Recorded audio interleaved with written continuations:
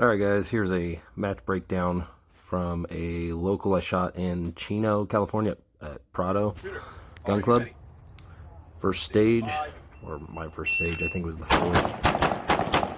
Got 3 close targets, a little no shoot, and then I cut across, hit the activator. My goal was to shoot it twice. I missed. I think I took 4 shots at it if I play it back, but we're going to look at it again from another view. One of the other shooters there had this, it's not a GoPro, it's one of these cameras that gives a great angle so you can kind of see what's going on.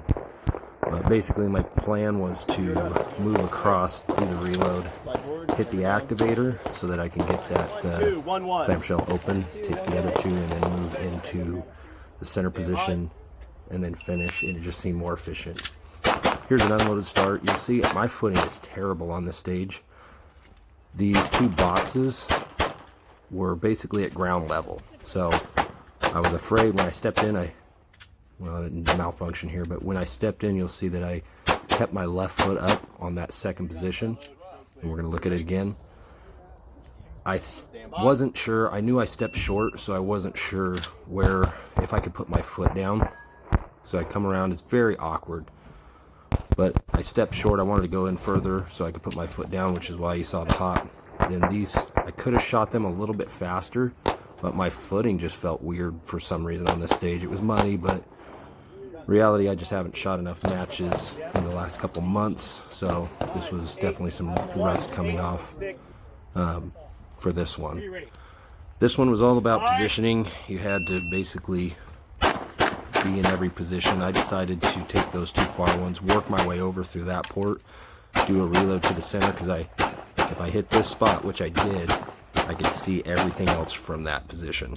So I only essentially had 3 positions, but one of them I was walking into.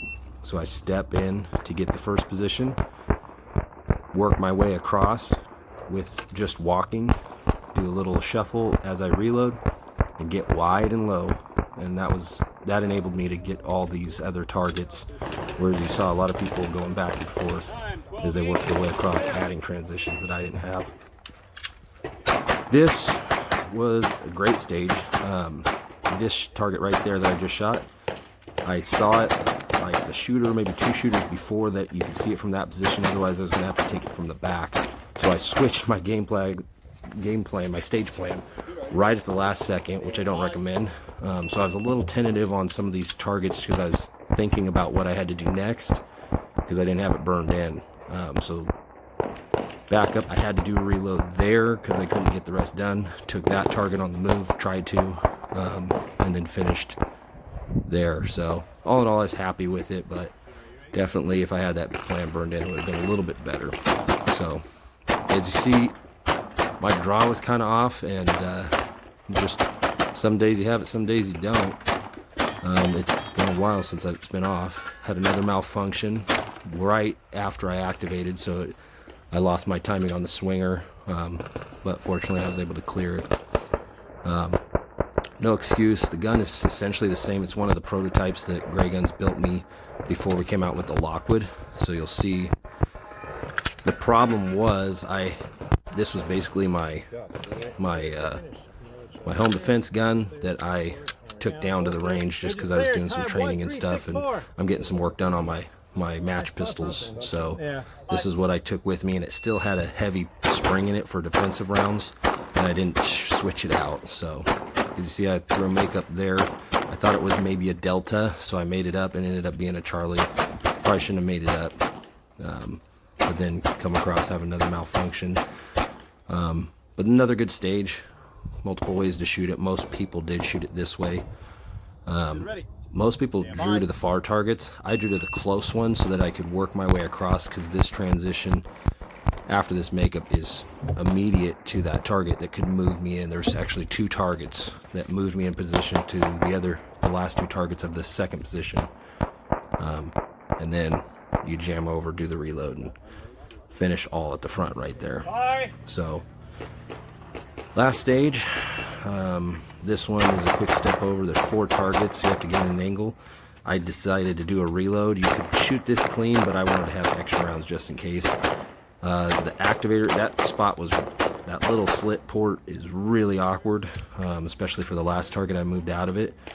And I just kind of shot tentative all day, so as you see, the splits are a little bit slower on targets where they didn't need to be, but I just really wanted to see my sights. I ended up with the highest alpha count of the match, because mainly I just didn't predictive shoot at any time for the most part.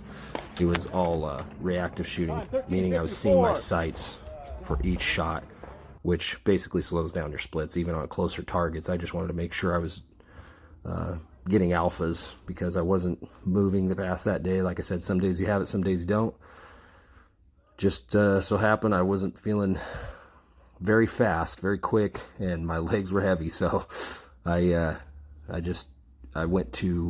transitioned from predictive shooting to reactive shooting, which is what I recommend. You still get your hits, and just, it is what it is. You got to your body's different from day to day, so you just got to adjust and make do with what you got, and that's just how it is. Fortunately, I was able to still come out on top. So good match to knock off some rust and get going for out of the off season. So got a couple more matches coming up.